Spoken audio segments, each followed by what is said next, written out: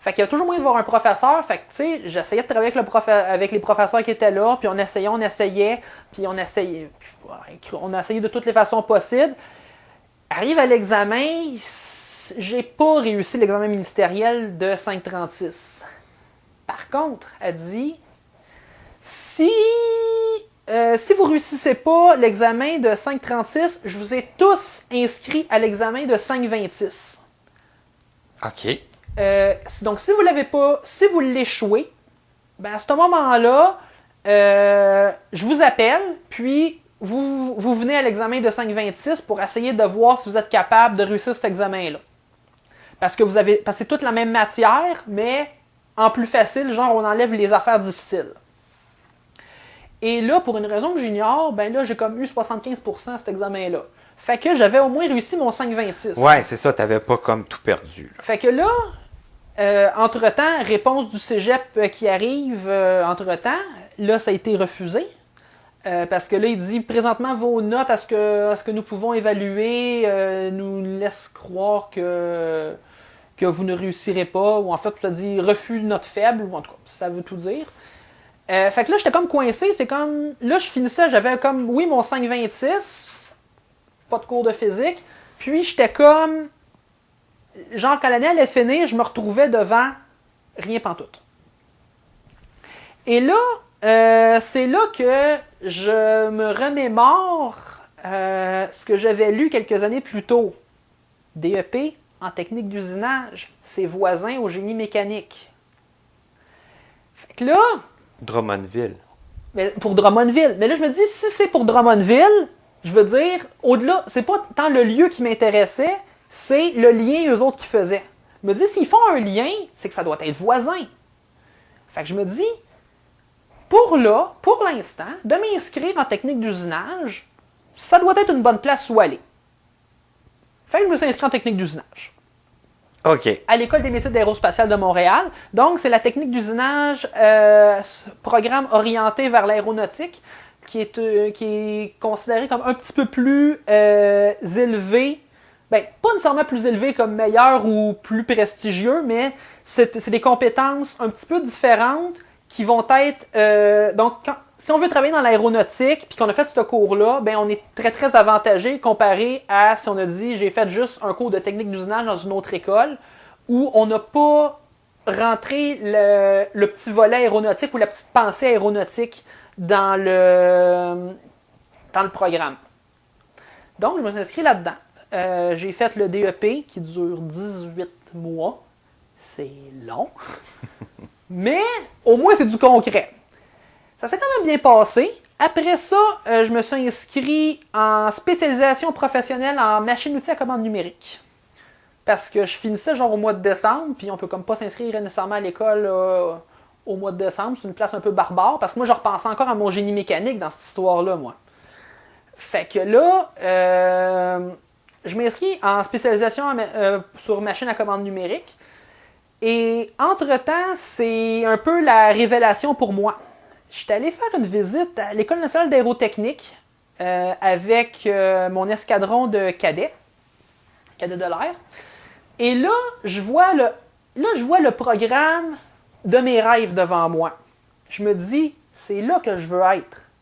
C'est pas au génie mécanique au Cégep de Saint-Laurent, qui est un très beau programme, puis je veux dire, le laboratoire est super beau aussi, là, tu sais, c'est un très très beau programme, je le dénigre pas, mais je regarde la vidéo qui présente à l'entrée, puis je me dis, c'est là-dedans que je veux être, c'est là que je veux aller.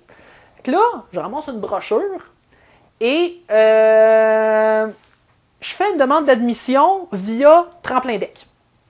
Parce qu'il faut les mêmes prérequis que le génie mécanique, le 526, mathématiques 526 réussi, et la physique. Donc j'ai les 526 réussis, mais j'ai pas la physique. Fait que Tremplin... Ben là, ça c'est une minute. Tremplin Deck, c'est un nouveau terme.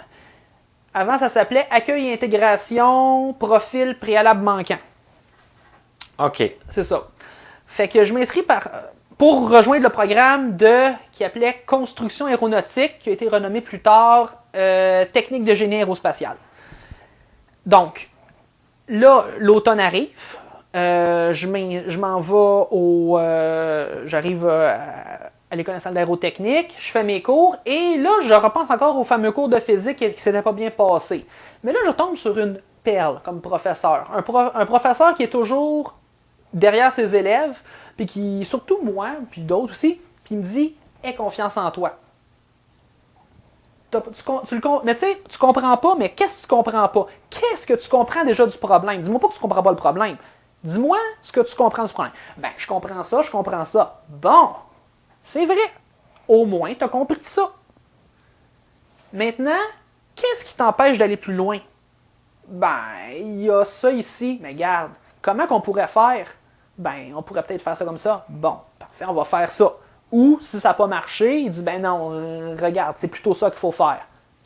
Une autre alternative. C'est ça qu'il faudrait faire ici. Ou bien, oui, c'était bien, mais plus simple, tu peux faire ça comme ça. Puis là, tu vas t'en souvenir. Puis là, c'est pratique, pratique, pratique. Aussi, au cégep, c'est qu'on a des périodes dédiées aux travaux pratiques où on ne fait que ça. Donc, ça, c'était le fun pour ça. Fait que là, le prof... Puis en plus, c'était en sous-groupe. C'était la moitié de la classe seulement. Fait qu'au lieu d'avoir, comme mettons, 30 élèves dans la classe, il y en avait juste 15. Fait que là, le professeur, il a plus d'attention pour nous. Fait que là, il nous aide. Puis, je sais que j'avais eu... je me rappelle pas la note que j'avais eue, mais la note était quand même intéressante. Puis la physique optique qui me tentait beaucoup, parce que moi, j'ai toujours aimé l'optique, je sais pas pourquoi. Je me suis dit...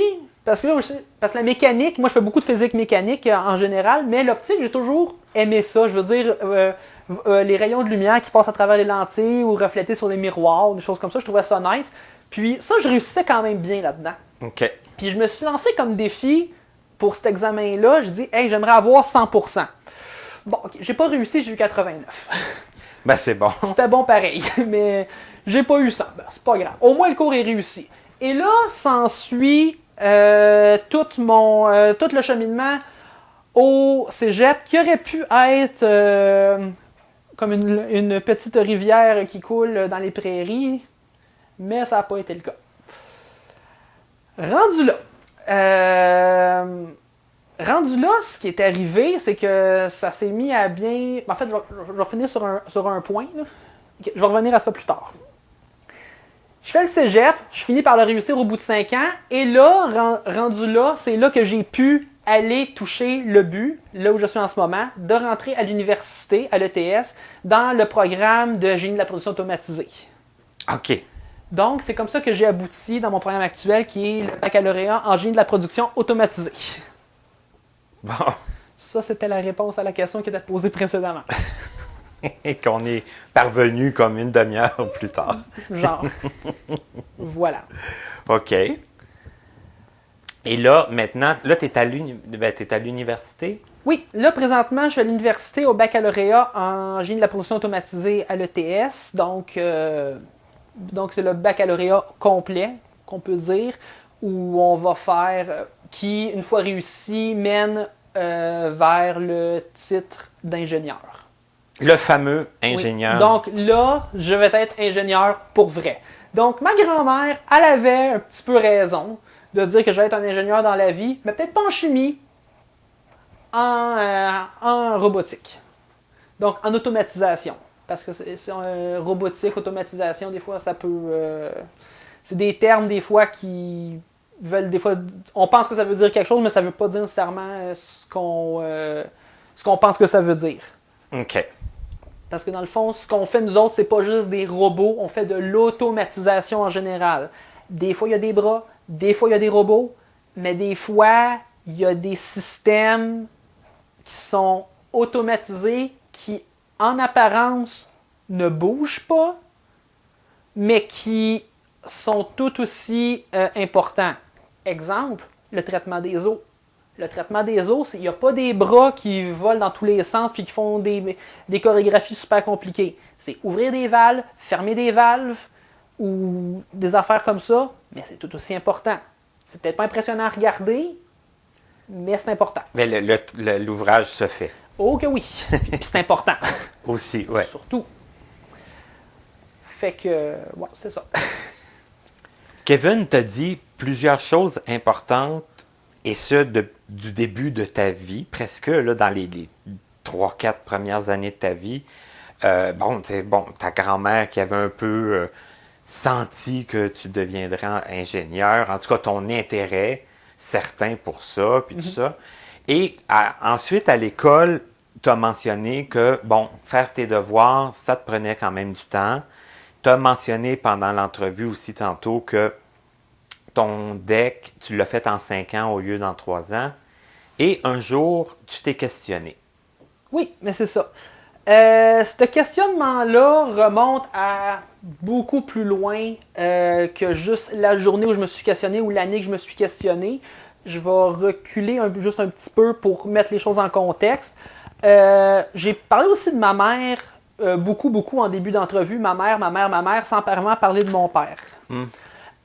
Mon père ne vit plus avec nous depuis, presque toujours, rendu là. Mes parents étaient mariés et ont divorcé. OK. Cette situation-là, j'avoue très honnêtement que je m'en rappelle pas tant de ça, mais il semblerait que c'est quelque chose qui m'aurait ébranlé à l'époque. OK. Et là, on parlait aussi de qui j'étais à l'école, à la maison. Est-ce que c'était quoi un peu mon tempérament? Autant des fois qu'à l'école, j'étais des fois doux, des fois à la maison, ça brassait un peu plus, mais des fois, il y avait quand même des choses qui n'étaient pas nécessairement tout à fait claires. Et à un certain moment donné, il y a de fil en aiguille, ma mère m'a fait consulter un psychologue pour diverses choses, entre autres pour discuter du départ de mon père, mais là, on parle de quelque chose qui s'est passé beaucoup plus tard. C'est un petit peu nébuleux, cette situation-là, j'avoue, mais moi, je veux dire, j'étais un bon garçon, fait que j'ai comme un petit peu joué la game. Mais là, tout ça s'orientait aussi, on était supposé parler de mes problèmes personnels d'un bord, mais finalement, on parlait plus de ma performance académique. Ce qui fait que là, de fil en aiguille, il jase, blablabla, à un moment donné, il dit « Ouais, moi, je vois ça comme un déficit d'attention. » OK. De base. Et blablabla, puis là, ça explique pourquoi les devoirs, c'est long. On met un peu la table sur une explication, mais il n'y a pas nécessairement de grosse satisfaction là-dessus.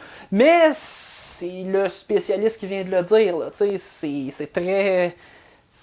J'ai l'impression des fois que ma mère buvait ses paroles un petit peu comme on boit de l'eau. Fait que... En tout cas, si lui il l'a dit, puis qu'il faut procéder de telle ou telle façon, on le fait. Mais, c'est ça. Moi, en ma tête, c'était un petit peu mitigé.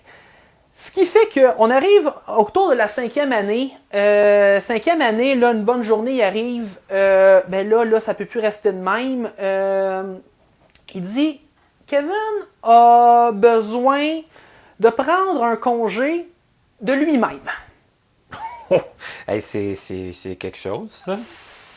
Et parce que là, c'est un très bon garçon qui veut beaucoup bien réussir, mais lui-même se nuit un peu, dans le fond. Donc, à cause du déficit d'attention. Donc, là, les notes sont en baisse, et là, faut faire quelque chose. Donc, on sort les pilules. Fait que c'est l'heure du Ritalin. Moi, je veux pas, mais moi, j'ai toujours... Là, ma mère, elle me dit, là, Kirim, tu vas... Puis là, lui aussi, le psy me fait miroiter l'affaire. Il dit, écoute, tu vas être autant brillant que tous tes amis. Tu vas être un premier de classe. Tu vas être... Tu sais, on me fait miroiter des choses.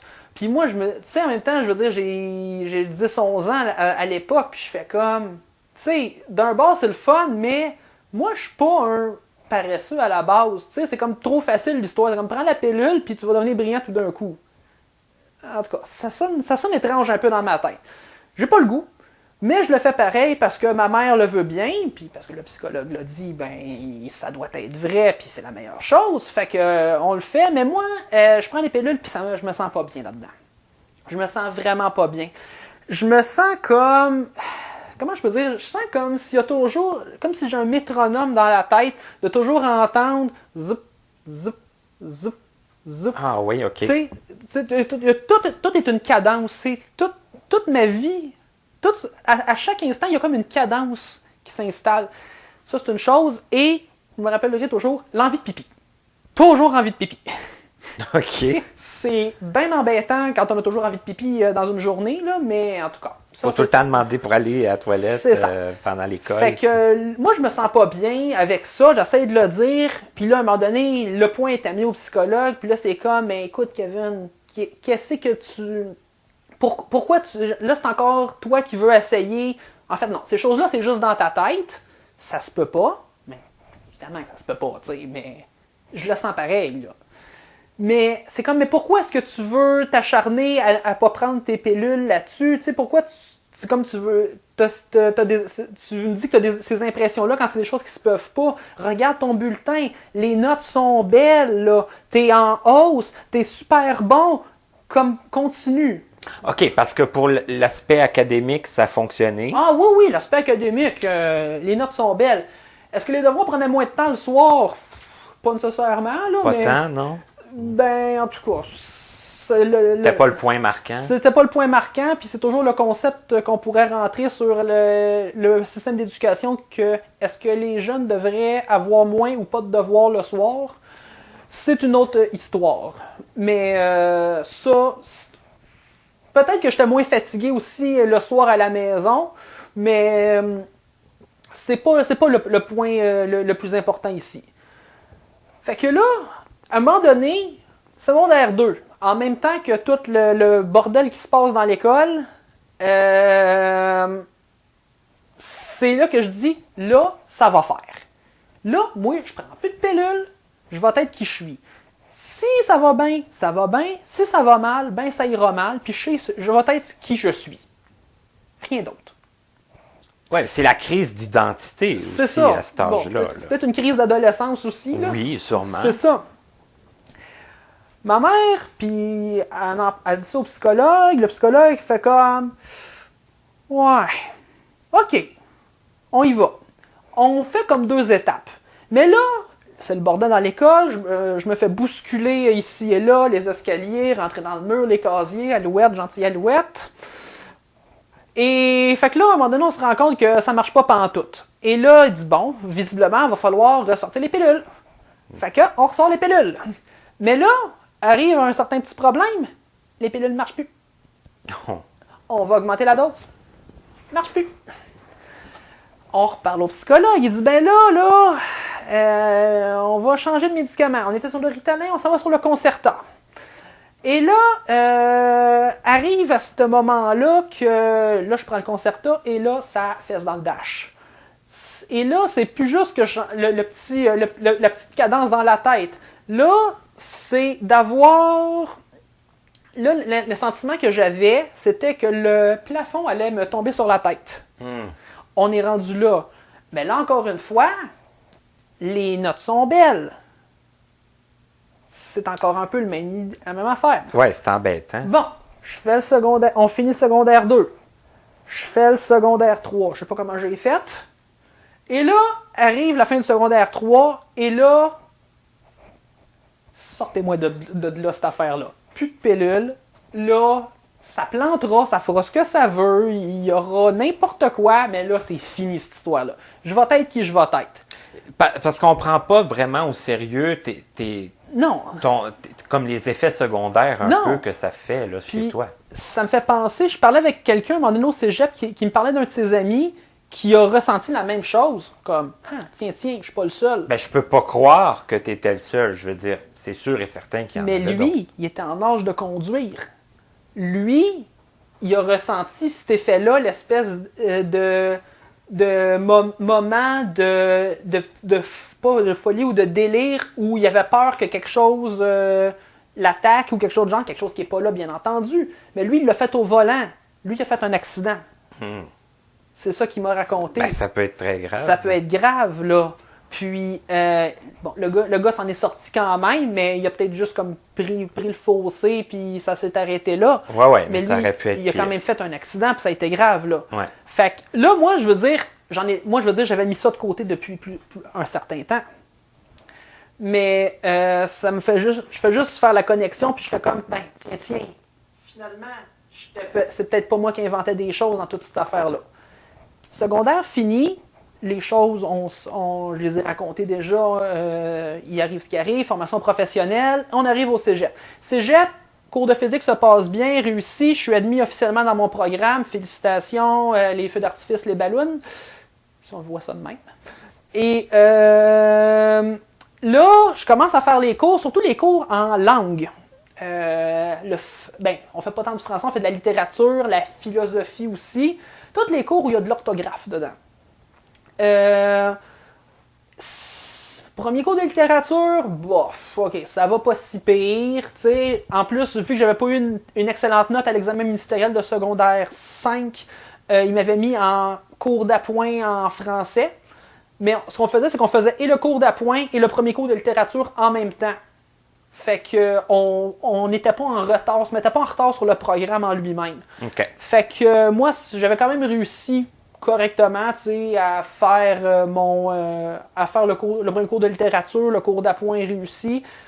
Deuxième littérature, bah, ça va pas si pire, tu sais. Troisième littérature, ok, ça va pas si pire. Parce qu'il faut se rappeler que la littérature, c'est pas tant l'orthographe qu'on regarde, c'est la connaissance des faits historiques. C'est sûr qu'il faut bien écrire aussi, mais souvent, j'étais capable de bien m'en tirer aussi, quand même. T'sais. Souvent, ils nous demandaient de faire des phrases courtes. Fait que corriger des fois des fautes dans une phrase courte, ça va quand même... ça allait, ouais. Ça va quand même pas pire. Quand on parle de philosophie, par contre, philosophie, des fois, ils nous faisaient écrire des dissertations, des textes, des choses comme ça. Là, ben, il y a 10% pour l'orthographe.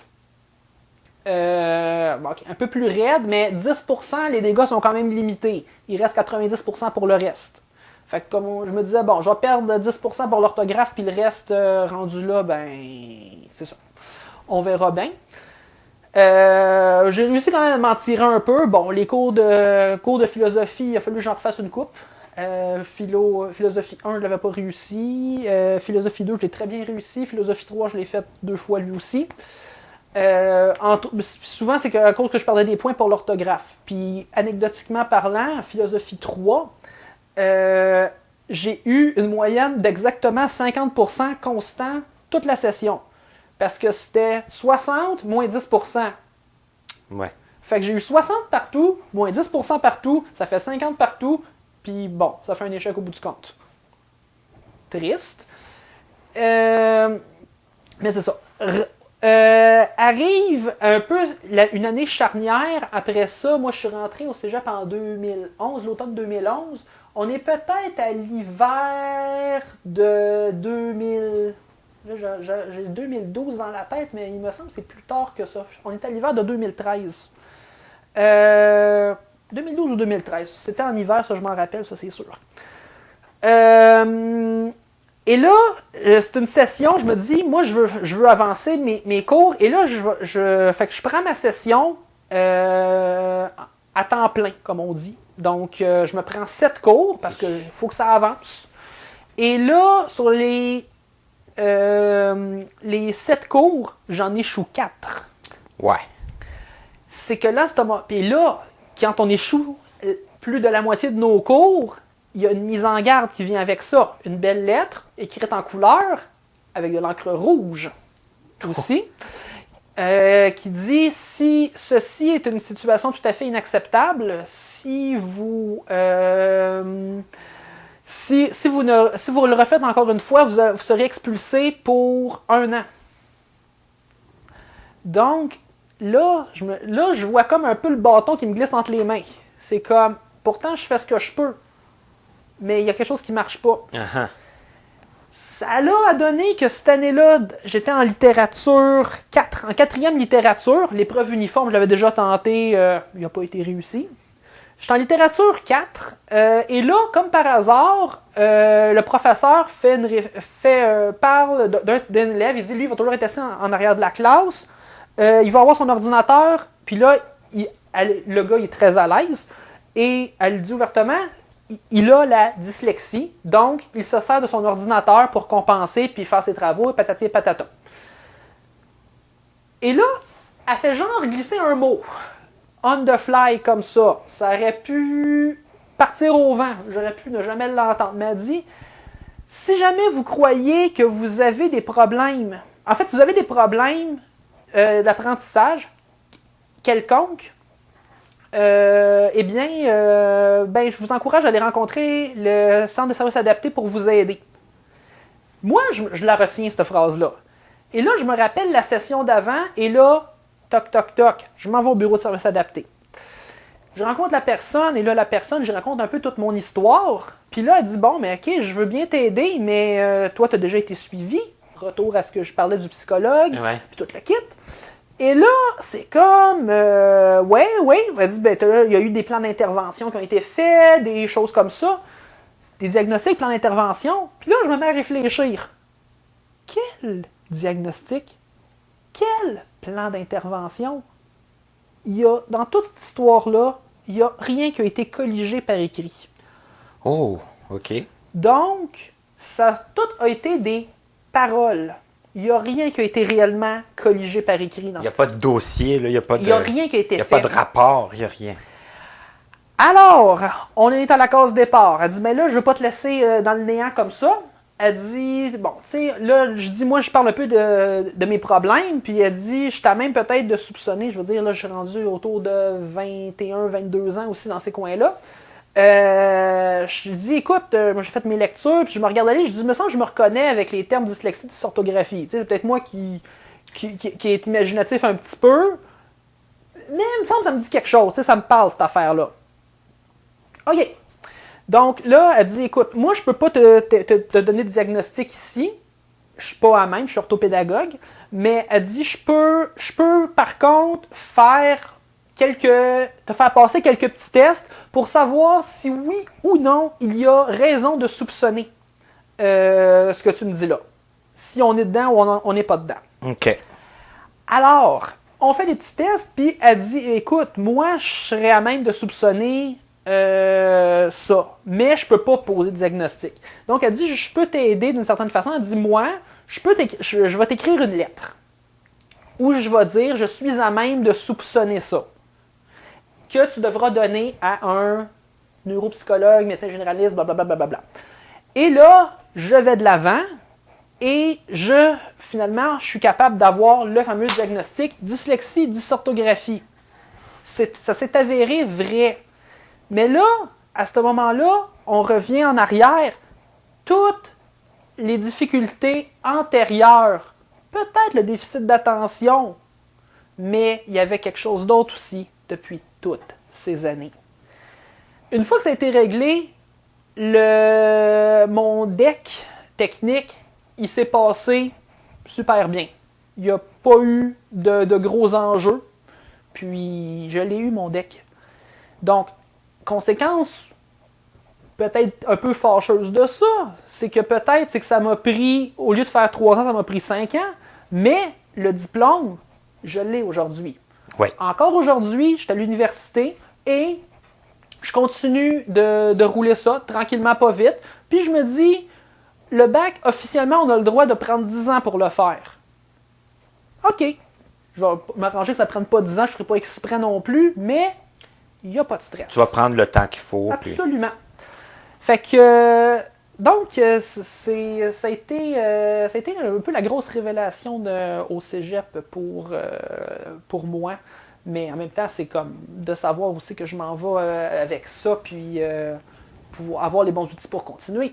Mais ce qui m'étonne quand même, c'est que, dans le fond, pendant que tu étais au primaire, au secondaire, bon, tu as vu un psychologue, tout ça, ils t'ont mis sur les médicaments, mais jamais qu'ils ont soupçonné un problème d'apprentissage ou quoi que ce soit. Ben, moi, je sais pas, j'ai comme l'impression que c'était la mode du déficit d'attention.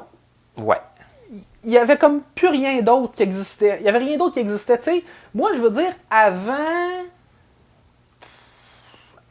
que le professeur en parle au cégep, ou peut-être même plus au cégep, j'avais jamais entendu le terme dyslexie, dysorthographie.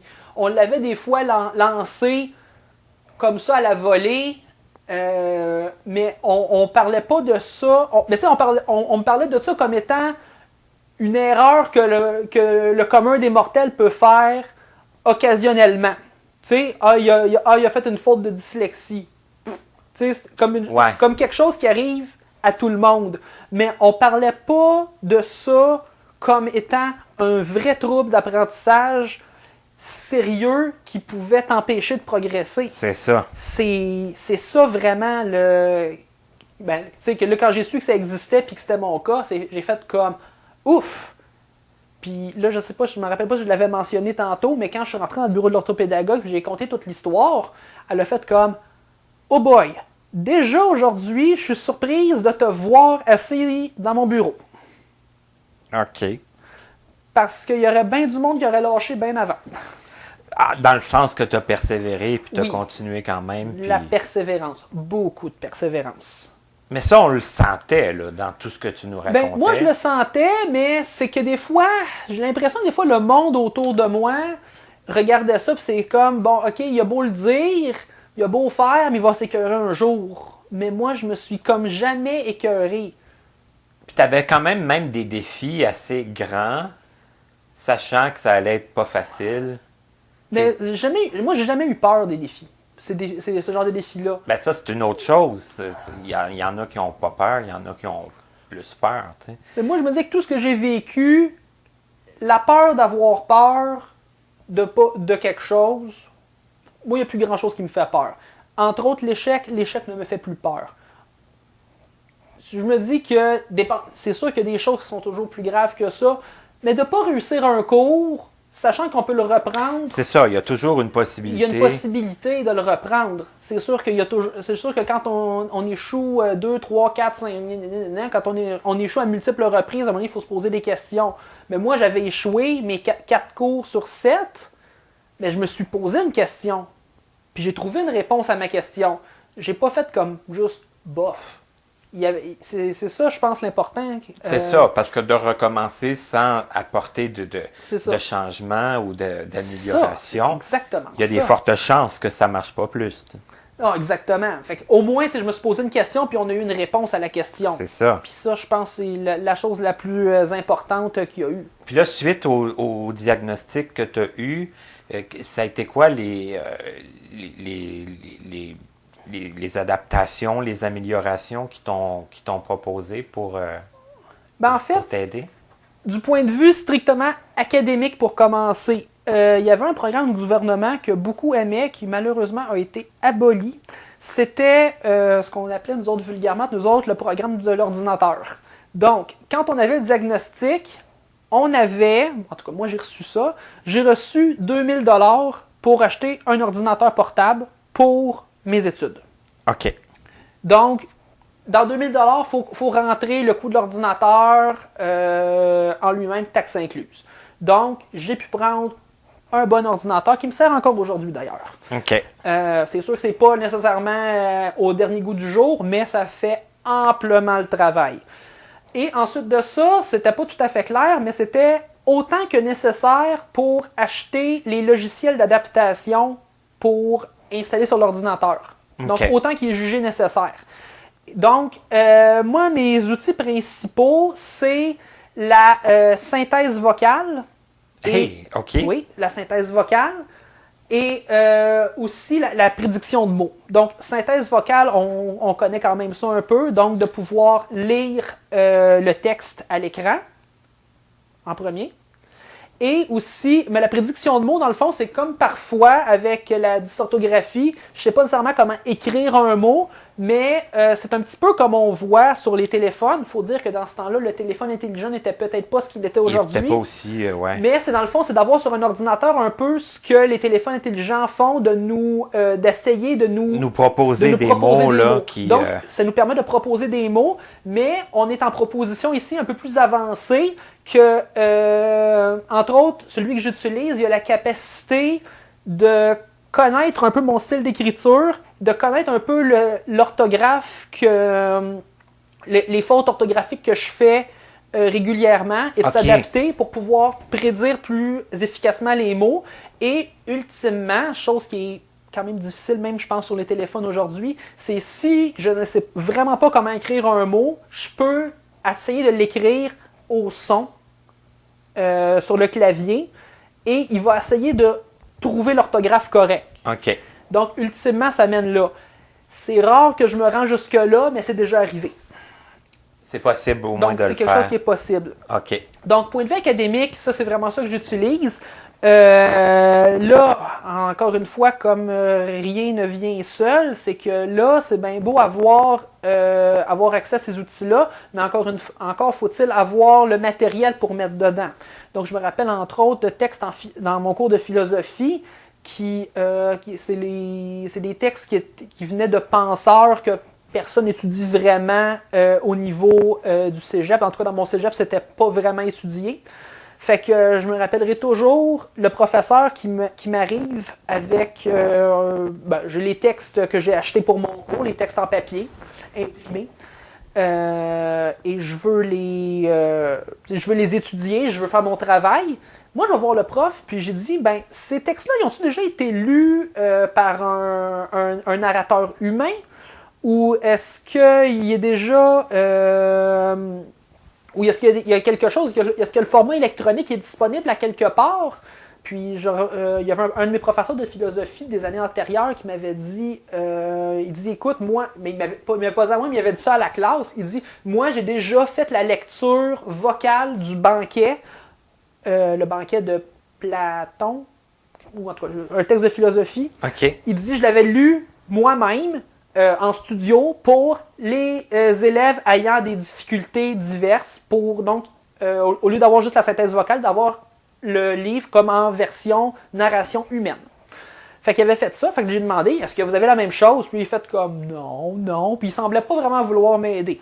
C'est comme, bon, j'ai un paquet de feuilles, il y a un photocopieur en haut qui permet de scanner, on met le texte dans le photocopieur, on va faire une numérisation PDF, et après ça, on va faire la reconnaissance optique des caractères.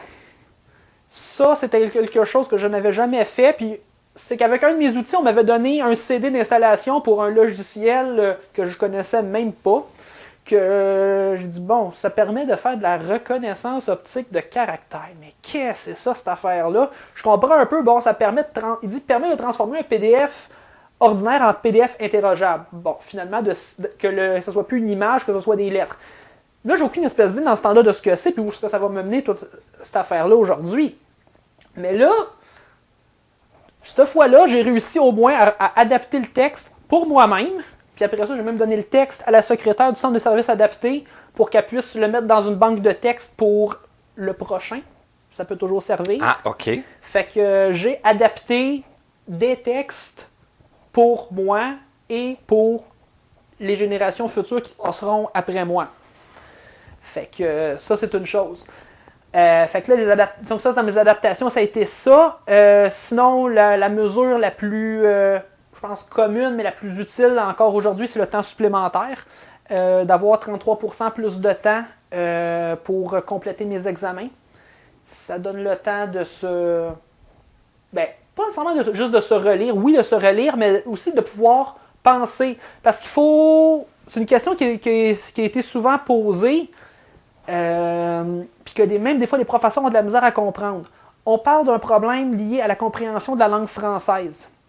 La lecture ou l'écriture. Mettons qu'on prend juste la lecture. Mais c'est quoi le rapport de parler de dyslexie dans un cours de mathématiques où on fait des calculs?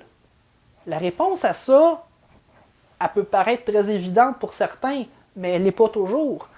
C'est qu'avant de commencer à répondre ou résoudre le problème de maths, encore faut-il lire et comprendre la question. C'est vrai. Il y a souvent des problèmes écrits. Mais ça, il y a déjà eu des gros conflits avec des professeurs, entre autres au cégep. Mais c'est un professeur, entre autres, en dessin. Il dit, je ne vois pas comment ça se fait que... en fait, c'était pas dessin, si on appelle faire de la méthode, là. C'est c'est un sujet technique. Dans le fond, c'est comment est-ce qu'on va faire pour passer du dessin aux produits fabriqués, dans le fond. Mais il dit, moi, c'est un cours de méthode. Puis le professeur ne voulait rien comprendre. Il dit, je ne veux pas qu'il ait de temps supplémentaire. C'est moi le professeur. En tout cas, il y avait eu des petites... l'orthopédagogue s'était arrangé avec lui pour y faire comprendre. Puis, en tout cas, j'avais eu le temps supplémentaire, mais... en tout cas... Puis puis il y avait eu aussi d'autres conflits avec d'autres professeurs disant, ben, un entre autres que je vais me rappeler aussi qui me disait, ben, si tu prends 33% plus de temps à faire la même tâche qu'un autre élève, un autre employé du même niveau, du même programme, est-ce que tu me permets de baisser ton salaire de 33%? Cas hypothétique. Aïe aïe. Aïe OK. aïe. Aïe aïe. Fait que j'ai pas nécessairement donné de réponse à ça, puis j'avais un petit peu patiné là-dessus, mais j'ai quand même fait ouais. C'est très ordinaire comme réflexion. Fait que c'est ça. Fait que non, pour les adaptations, c'est pas mal ça que moi j'ai eu. Donc, puis ça, je ne le savais pas avant qu'on se voit aujourd'hui, mais tu as quand même des. Quand on parle de synthèse vocale, Oui. dans les non-voyants, on est habitué avec ça. Oui. Ceux qui ont été à l'école, avoir 33% de plus, on est habitué avec ça. C'est des choses quand même qui sont communes à notre réalité, à nous, les non-voyants. Puis tu m'as dit aussi que tu avais même un Victor Stream. Oui, mais ça c'est une histoire qui est arrivée un peu plus tard. Mais même, ça me fait penser, on parle de synthèse vocale, mais je fais aussi des fois j'ai même utilisé la dictée vocale. Donc au lieu d'écrire, ben, de le dicter dans le micro pour qu'il l'écrive à ma place. Ça, je le faisais plus avant, je le fais moins aujourd'hui. OK. Mais oui, le Victor maintenant. Plusieurs années plus tard, peut-être fin du cégep, début de l'université, j'étais au Salon du Livre de Montréal. Parce que pendant de nombreuses années, moi je veux dire, on me disait toujours, ben premièrement, ça revient encore au problème, si t'as pas si t'as la dyslexie, si t'as de la misère à lire, c'est pas la dyslexie, c'est que tu lis pas assez. Si tu fais des fautes, c'est parce que tu lis pas assez. Fait que c'est pour ça que tu sais pas comment écrire les mots. Drôle de raisonnement. Chez nous, ça a quand même, ma grand-mère, ma mère, ça a quand même beaucoup lu. Ça lit beaucoup à la maison. Ça lit des romans policiers surtout. Romans policiers, ça m'a jamais vraiment allumé. Fait qu'on me dit, ben, tu sais, lis ce que tu veux bien.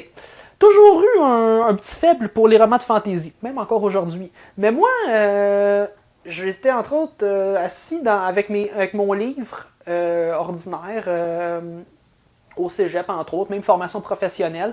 Puis je lisais dans mes temps libres. Le livre était excellent, mais c'était long. Ouais. C'est très long à lire. Puis, tu sais, donc, d'un côté, l'histoire est bonne, j'aime ça, mais d'un autre côté, c'est déplaisant parce que, ben, c'est supposé être relaxant, mais ça ne l'est pas pantoute. Parce que ça me demande beaucoup, beaucoup, beaucoup d'énergie pour lire et comprendre ce que ça dit. Parce que c'est bien beau lire des lignes, mais à un moment donné, si on comprend pas ce que ça dit, puis on n'est pas capable d'assembler l'histoire, ben, c'est plate. C'est ça. Fait que là, arrive à un moment donné, je suis au Salon du Livre de Montréal, parce que j'aime ça regarder les livres, ça m'empêche pas d'aimer, des fois, regarder les livres, les trouver beaux. Parce que des fois, les livres, je trouve ça juste beau.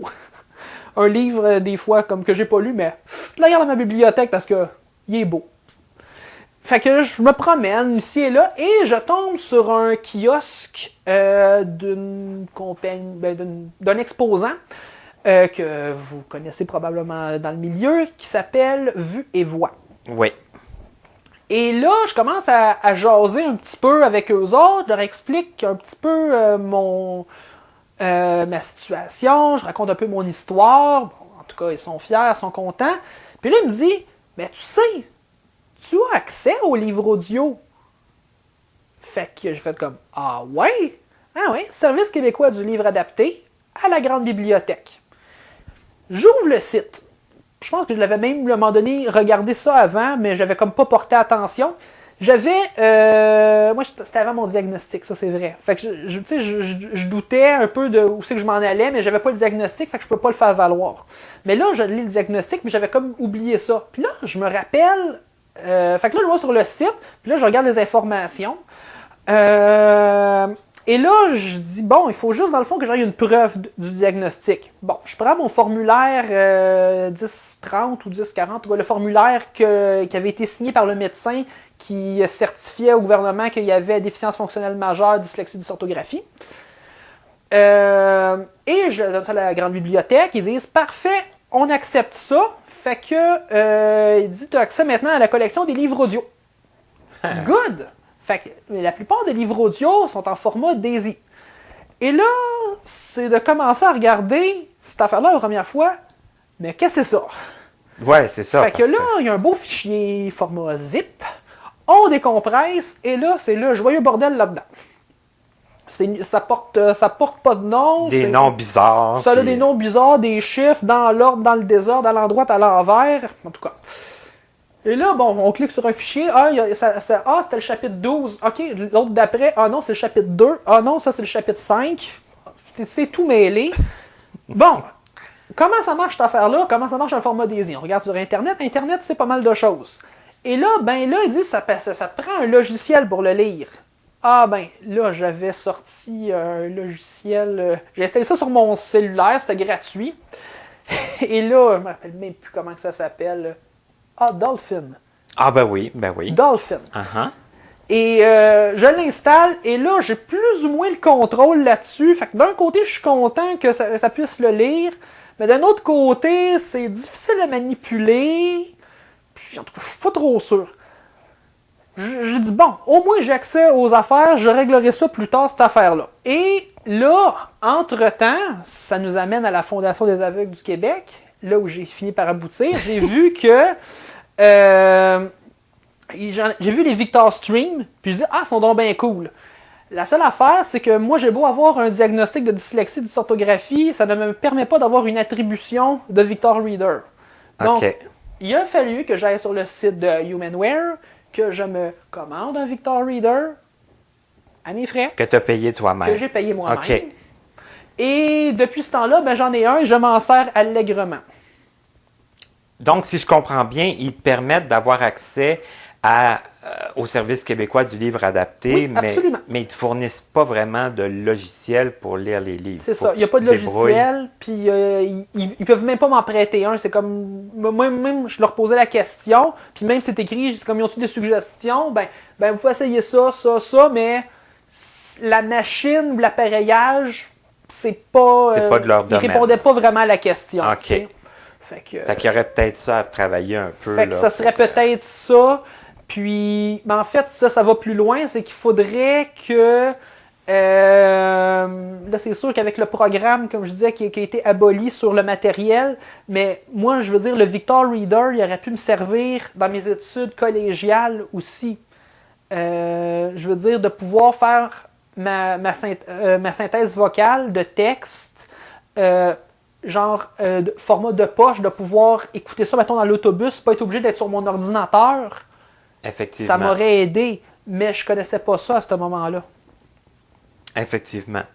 Donc, là, est-ce que c'est... Tu as parlé de la Fondation des aveugles du Québec. Est-ce que c'est par le service adapté du Cégep que tu as connu ça? C'est comment que ça s'est... C'est une histoire assez spéciale qui m'a fait aboutir là. J'ai abouti là vraiment par hasard.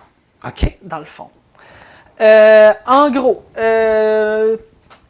depuis plusieurs années, je fais le tour de l'île de Montréal et le tour de nuit. Je fais toujours les deux parce que j'aime ça.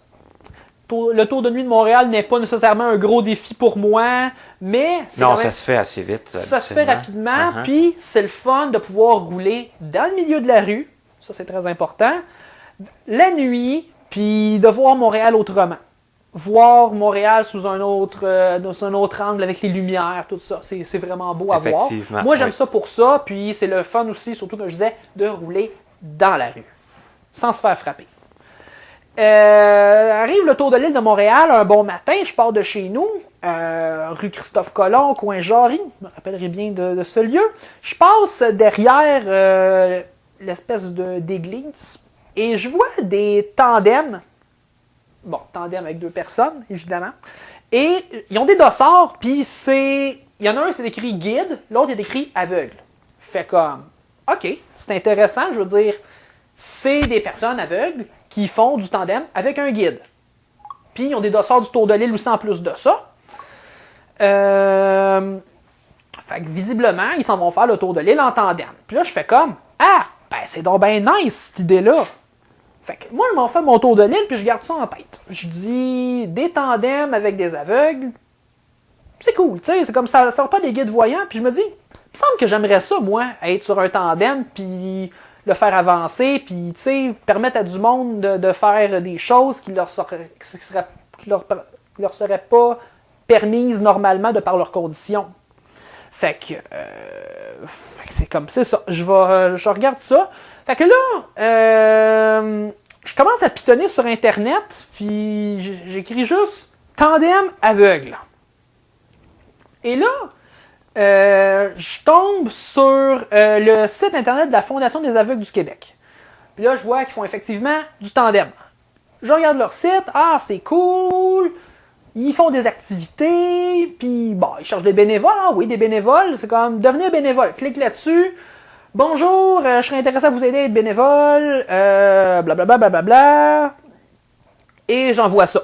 Très bien. Puis là, ça dit, parfait, nous vous répondrons d'ici 24 à 48 heures.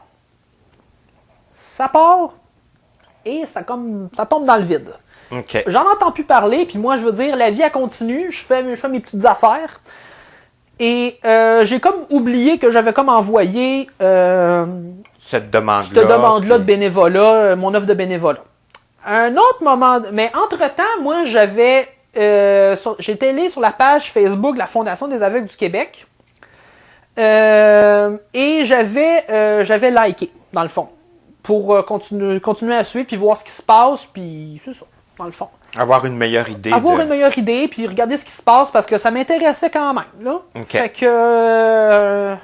et là, le temps passe, à un autre moment donné, la Fondation des aveugles publie un message avec ses activités, dans le fond, ou des photos d'activités, nous avons fait ça, et ça finit avec « Nous sommes encore et toujours à la recherche de bénévoles. » OK.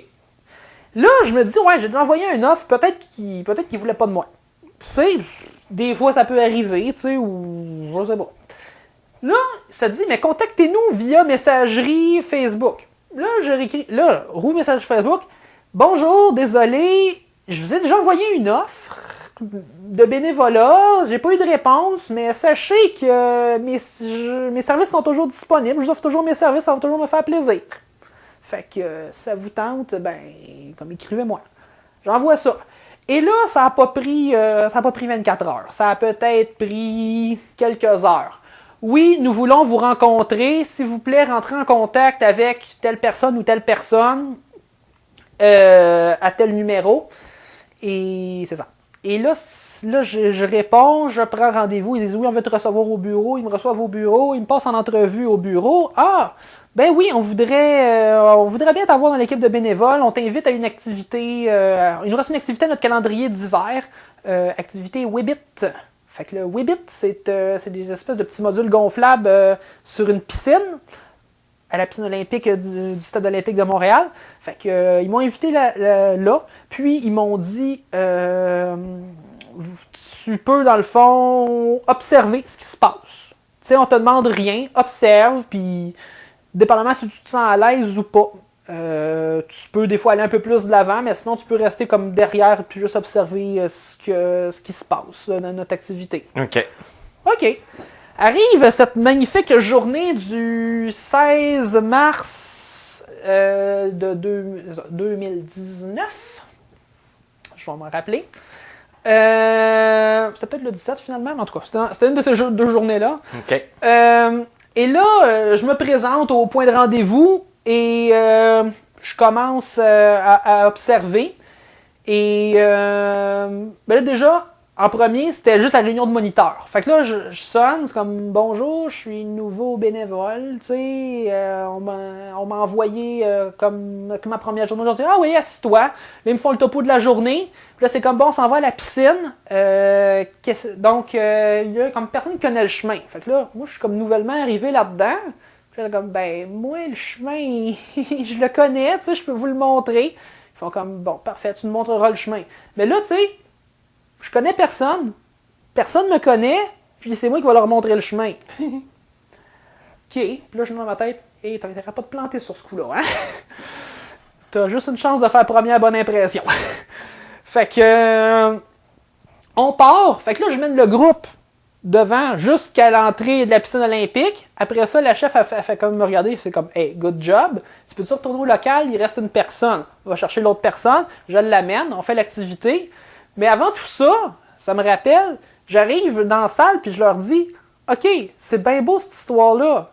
Là, je peux juste observer, mais dis-moi, la question qui me brûle les lèvres en ce moment, comment est-ce qu'on guide? » C'est une excellente question. C'est une excellente question.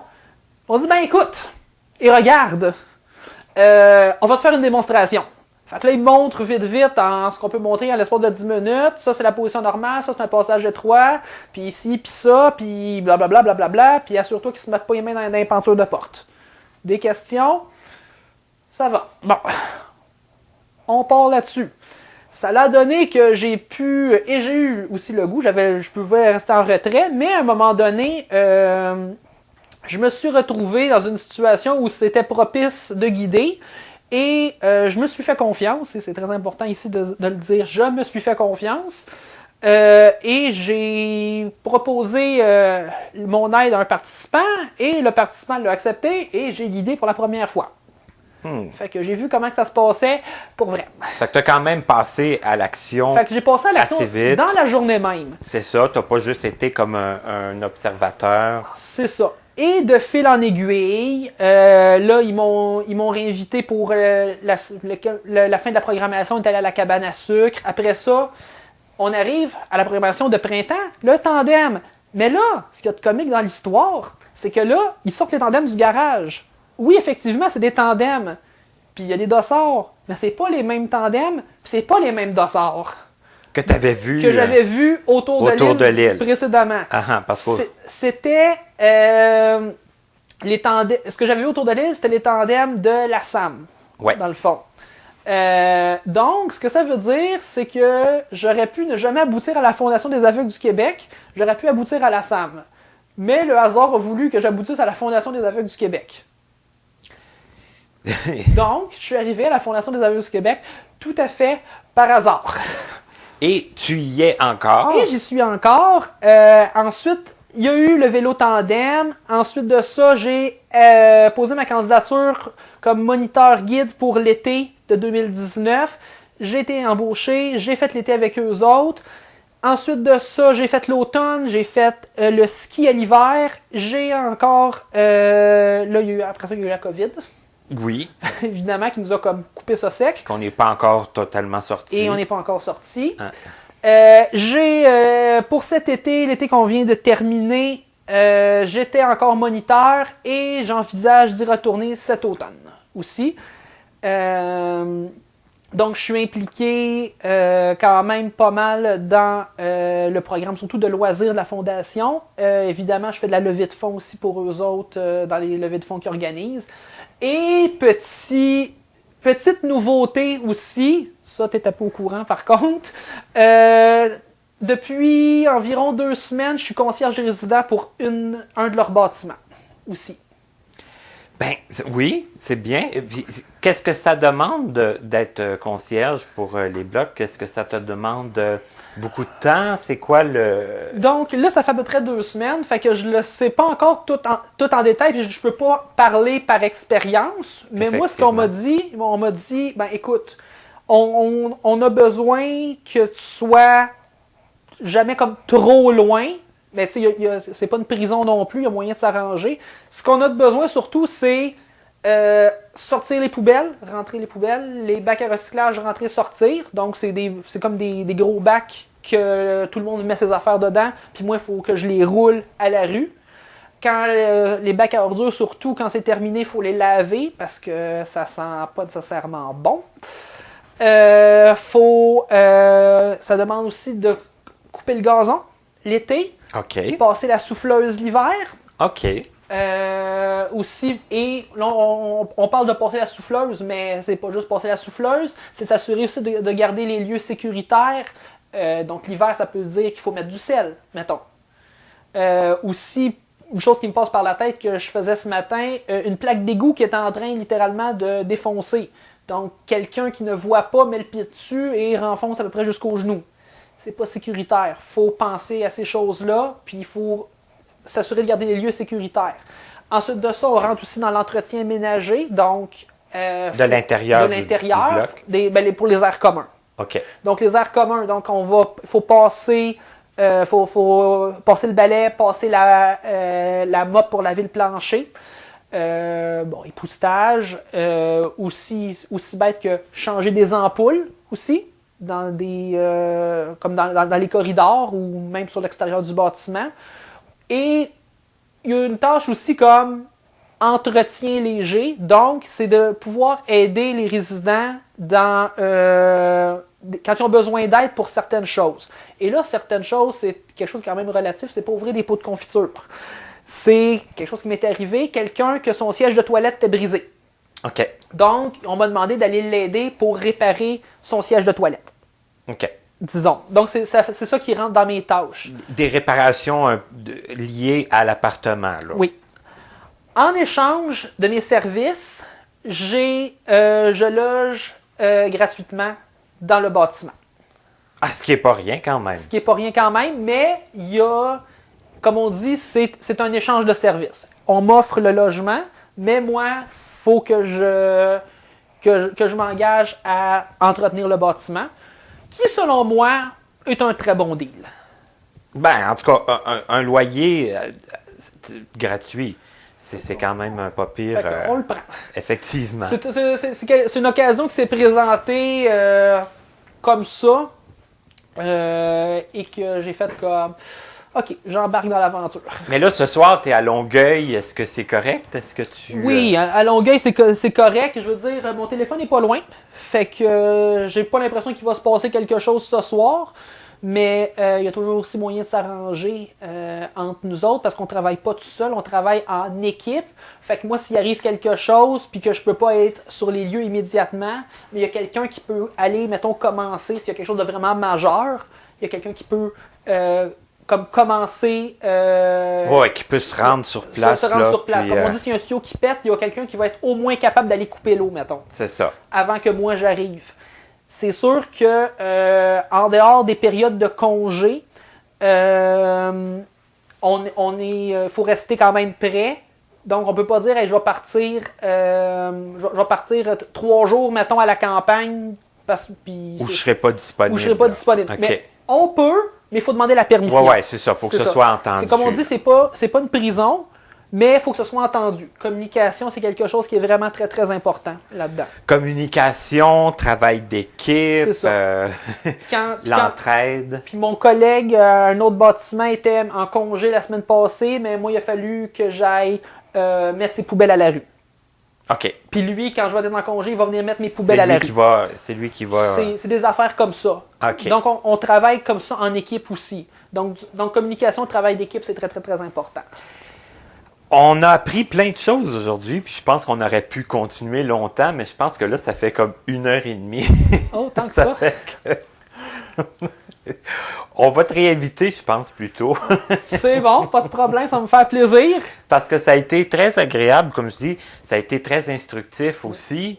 Puis je pense que tu aimes ça parler. Hein? Parler, c'est pas... j'allais dire...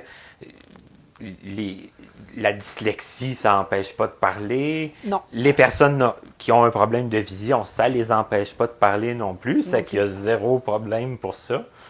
C'est qu'on a appris plein de choses. Puis ça a été, en plus, très agréable. Comme j'ai dit, c'est toi qui es venu à Longueuil en plus. En plus, c'est ça.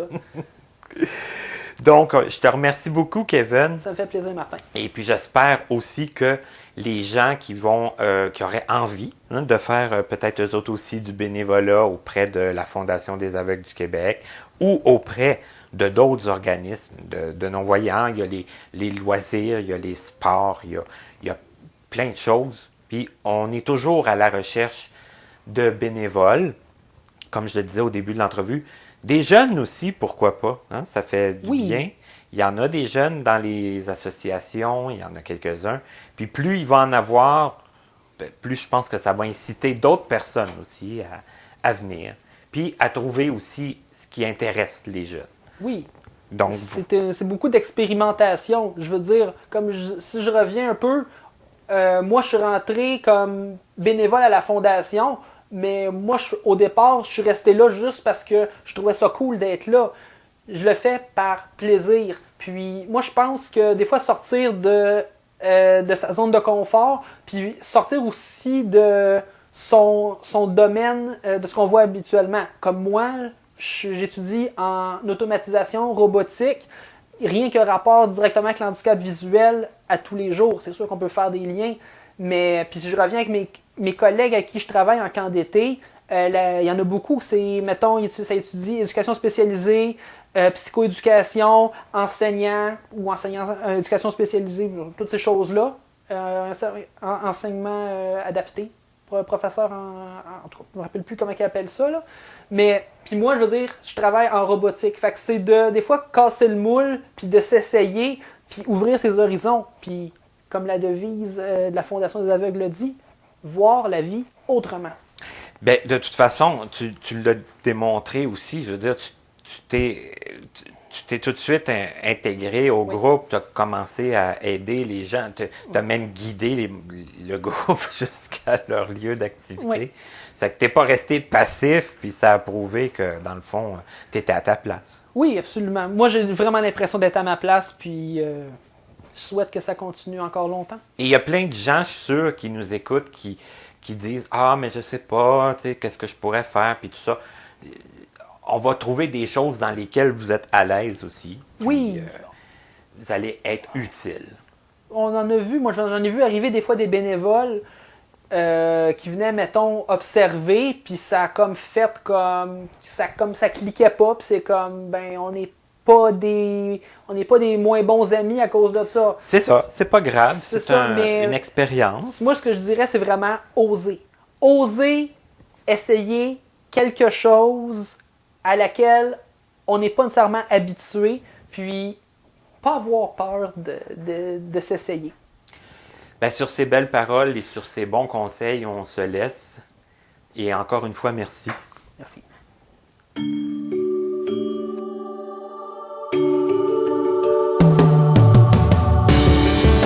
Vous venez d'écouter Connaissez-vous avec Martin Chouinard, collaborateur bénévole.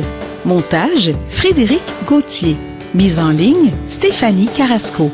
Musique, Stéphane Pilon. Présentatrice, Katia Darèche. Un immense merci à l'Association des aveugles de la Rive-Sud, AARS, ainsi qu'aux autres entreprises et organismes de nous prêter des locaux pour l'enregistrement de certaines de nos entrevues. Pour connaître les dates de nos prochaines émissions, ainsi que nos invités à venir, nous vous invitons à vous abonner à notre infolettre et à nous suivre sur les réseaux sociaux. Vous pouvez nous faire part de vos questions, commentaires et suggestions en passant par notre site internet au www.martinchouinard.com. Avant de vous quitter, il est important de vous rappeler que les opinions émises par les invités entendus à cette émission leur appartiennent et ne reflètent pas nécessairement la pensée des collaborateurs de Connaissez-vous. À la prochaine!